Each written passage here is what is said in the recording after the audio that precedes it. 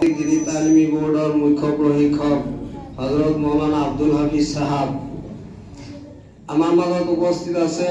নগাঁও জিলা জমিয়তৰ উপদেষ্টা আলহাজ আব্দুল মতিন সাহাব এই অঞ্চলৰ বিশিষ্ট মুৰব্বী নুৰানী মছজিদ কমিটিৰ সভাপতি সম্পাদক সাহেবান প্ৰমুখ্যে মছজিদ কমিটিৰ বিষয়ববীয়াসকল সোনাইগাঁও চঞ্চলী আঞ্চলিক দিনী তালিমি বোৰ্ডৰ অন্তৰ্গত বিভিন্ন মছজিদৰ ইমাম সাহেবান আৰু সুবাহী মক্তবৰ সন্মানীয় শিক্ষাগুৰুসকল কণ ছাত্ৰ ছাত্ৰীসকল লগতে মোৰ অতি আদৰৰ মোৰ সাগৰিদ সাংবাদিক মোস্তফা কামাল সাহাব প্ৰমুখ্য সন্মানীয় সদন আসলতে আমি কিয় আজি ইয়াত একত্ৰিত হৈছো জিহাদ ফি সাবিলিল্লাহ কি সিরার কা ঝন্ডা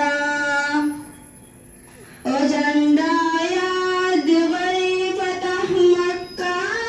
आज लहराया ओ झंडा याद गई फतह मक्का आज लहराया ओ झंडा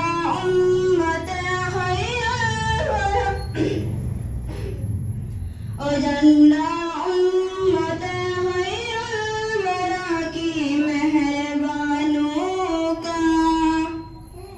ओ झंडा उम्मत खैरुल वरा की मेहरबानों का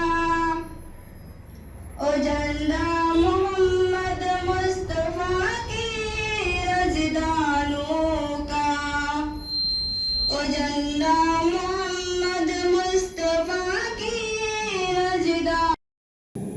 তাৰপিছত ভাৰতবৰ্ষৰ উলামাসকলে পবিত্ৰ বুখাৰী শৰীফ মুছলিম শৰীফ হাদিছ শৰীফৰ কিতাপত গৱেষণা কৰি দেখিলে যে আল্লাহ নবী সাল্লাল্লাহু আলাইহি সাল্লামে ফতে মক্কাৰ সময়ত যিখন পতাকা উত্তোলন কৰিছিলে সেই পতাকাৰ কালাৰ আছিল এনে ধৰণৰ এতিয়া এই ভাৰতবৰ্ষৰ জমিয়ত উলামা হিন্দে এই পতাকাখনকেই ব্যৱহাৰ কৰিলে আৰু ইংৰাজৰ বিৰুদ্ধে এই ভাৰতবৰ্ষৰ উলামাসকলক